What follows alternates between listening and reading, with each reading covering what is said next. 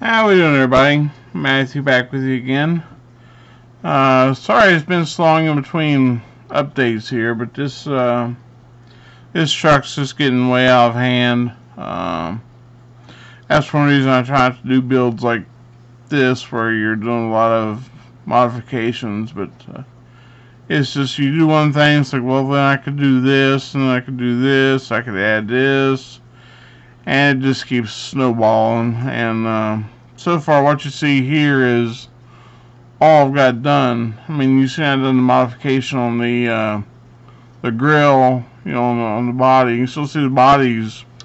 I haven't got rid of the mold lines, or all I've done is cut that hole in the front and put this piece in, and it's been untouched. The bed has been the bed's done. I guess I say I have the bed done, but and roll pan.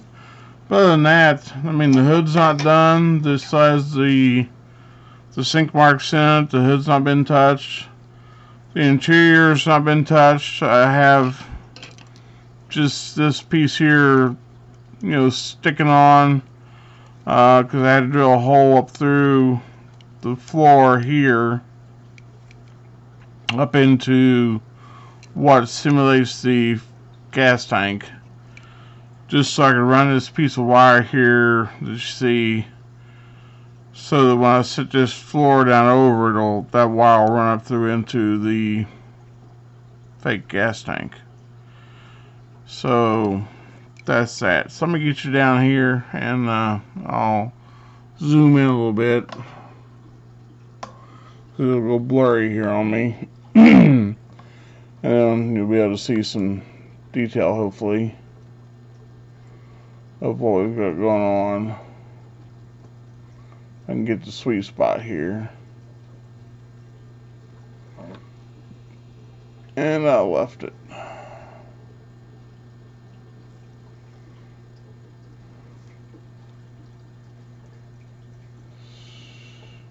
Looks like right there. So we have the fuel line coming up. I got that bent going around into a fuel block on that side. Then we have all the hard lines coming out, going to the front and rear of the carburetors. We have the photo etched little pieces here for the spark plug wires to go through. I have the linkages for the carburetor on, and then of course made a spring, return spring on it. Have the throttle cable hooked up with another piece of photo etch that I had bent and put down inside, which is not going to zoom on, I'm sure, to allow me, come on, zoom in on that.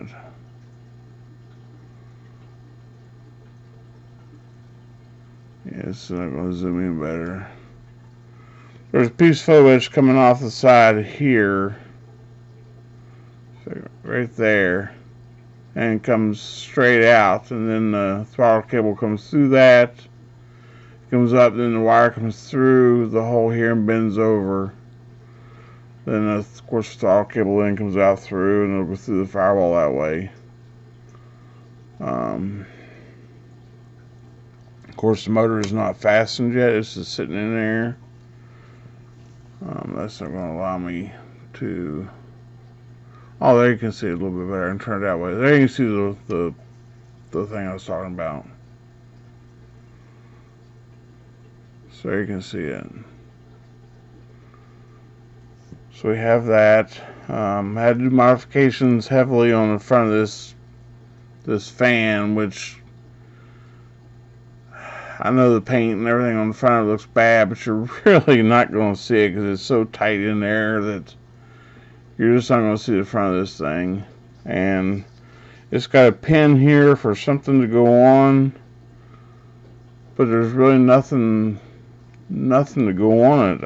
There's nothing else left with the kit to go on that pin. And I probably should have cut that off and smoothed that over to begin with, like this side.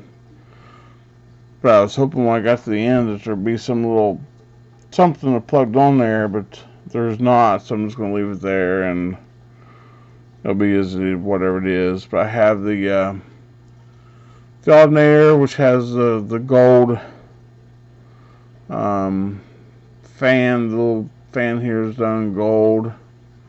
And then on the back side of the radiator, or the alternator, you can see it's done with the, I can get it to zoom again. There we go. I've done clear orange over top of the steel, so that looked really good down inside of there. Now I still have to fabricate some kind of a bracket for this, so I can't just leave that hanging out in air.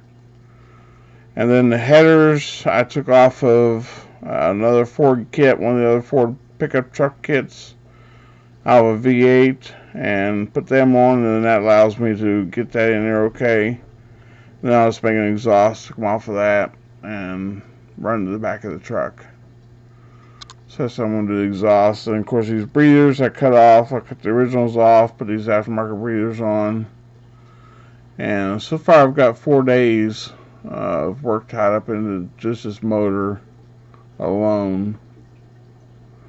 Then of course here's the fuel filter, or the fuel pump.